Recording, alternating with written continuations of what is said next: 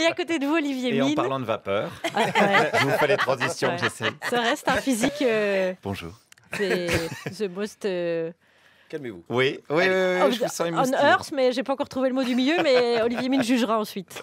Bon, aujourd'hui, j'ai joué au journaliste sportif. Voilà, journaliste sportif, un des plus beaux oxymores de la langue française en passant. Si on continue comme ça, un jour, Albert Londres recevra le prix Gérard Rolls. À titre posthume, on y va tout droit. Alors, pourquoi journaliste sportif? Parce que je suis allé à Roland-Garros ce matin. Le tournoi de tennis où quand on vous parle de 40 balles, on ne sait pas s'il s'agit d'équipement sportif ou du prix de la bouteille d'eau. Parce que, on va pas se mentir, c'est pas donné cette histoire. Mais c'est assumé, hein. Le tournoi est sponsorisé par la BNP et Rolex. Pas par le Secours Populaire et Flic Flac. Hein, donc voilà, ils assument. Moi, je suis allé y faire un tour pour parler de tout ça avec les vrais passionnés de tennis, des vrais fanatiques, hein, on pourrait dire, n'est-ce pas, monsieur? Oui, pas plus que ça. C'est vrai? Oui, c'est vrai. Mais qu'est-ce que vous foutez là? C'est plaisir. C'est surprenant. Le plaisir de payer 120 € pour voir un sport qu'on n'aime pas? C'est ça.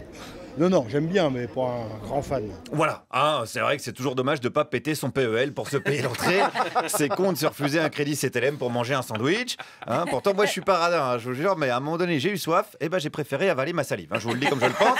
J'ai même flippé qu'on vienne me demander de la thune, après. Bon, parce que bon, faut les payer les joueurs de tennis en même temps. Les joueuses, on peut se permettre de les payer moins cher, c'est des femmes, heureusement, mais ça fait beaucoup de pognon au final, n'est-ce pas, monsieur?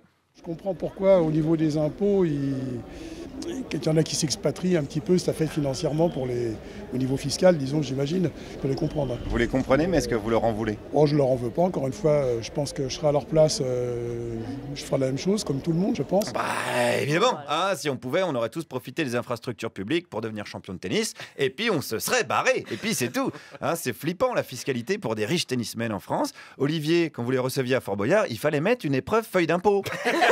Il n'y a pas songé. Ah, voilà, ils auraient galéré. Félindra, tête de contrôleur du fisc. Tiens, je vous donne des idées pour la saison prochaine. Bon, même s'il faut être... On a bien l'image. Hein, même s'il faut être honnête, les joueurs de tennis, c'est pas les pires. Mais à la limite, c'est pas tellement eux que j'ai l'impression que c'est surtout au niveau des entreprises, de patrons d'entreprises, des choses comme ça. C'est peut-être ceux-là, à la limite, qu'il faudrait... J'ai rien contre les gros patrons, hein, je sais pas... Vous faites pas de racisme anti-gros patron? Non. Eux aussi, encore une fois, j'avais qu'à faire comme eux. Ah, c'est vrai ça, on avait qu'à naître dans la famille Bolloré après tout. Hein, qu'est-ce que vous êtes cons aussi avec vos familles de loose là? Juliette, c'est encore pire. Elle est née dans la famille Arnaud, mais pas la bonne. Pas celle de Bernard. C'est vraiment la loose de la loose, quoi. C'est la loose au carré, Juliette Arnaud. C'est comme si un SDF s'appelait Rockefeller, quoi. Bon, revenons à nos moutons, pas Rothschild du tout. Est-ce qu'il faudrait pas davantage contrôler fiscalement les sportifs qui jouent pour la France? J'ai pas trop d'avis non plus, je sais pas. Vous êtes un peu neutre, j'ai l'impression. Oui, voilà, tout à fait. Non, Vous êtes un peu suisse? non, pas suisse, non, je jouerai bien des fois, mais non, mais je... Je me demande si vous n'avez pas un compte caché du coup. Ah non, pas du tout, alors non, hélas, non, je serai peut-être pas ici. Non, il serait pas là, il serait sur le cours de tennis, parce que je sais même pas pourquoi il s'emmerde à mettre les drapeaux de toutes les nationalités. Il devrait mettre seulement celui des îles Caïmans, et puis ça irait plus vite. Ou un signe dollar, ou la tête de Christine Lagarde, je sais pas, on comprendrait quoi. D'ailleurs, il y a une Française qui s'emmerde même plus. Pour la Coupe Davis, finale France-Suisse, moi j'ai soutenu les Suisses. Hein. Ah bon? Ah bah ouais. Mais pourquoi? Ah, Wawrinka, Federer, ça fait rêver quand même.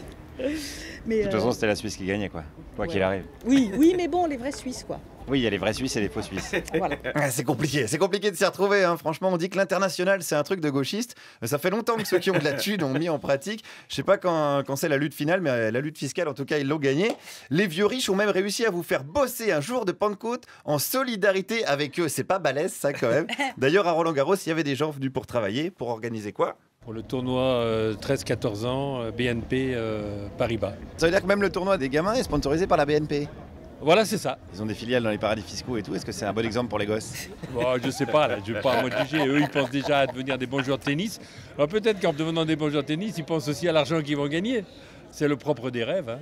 C'est beau ce que vous dites. Bah, je sais, je pense, oui. Bah, évidemment, c'est beau. À Roland-Garros, il n'y a pas que la terre qui est battue, il y a aussi la probité et la décence. Il y a de vraies enquêtes qui se perdent sur les dessous du sport de haut niveau, en espérant que journaliste d'investigation devienne pas trop vite un oxymore. Guillaume Meurice, merci beaucoup, Guillaume, sur le terrain ce matin de Roland-Garros. C'est vrai.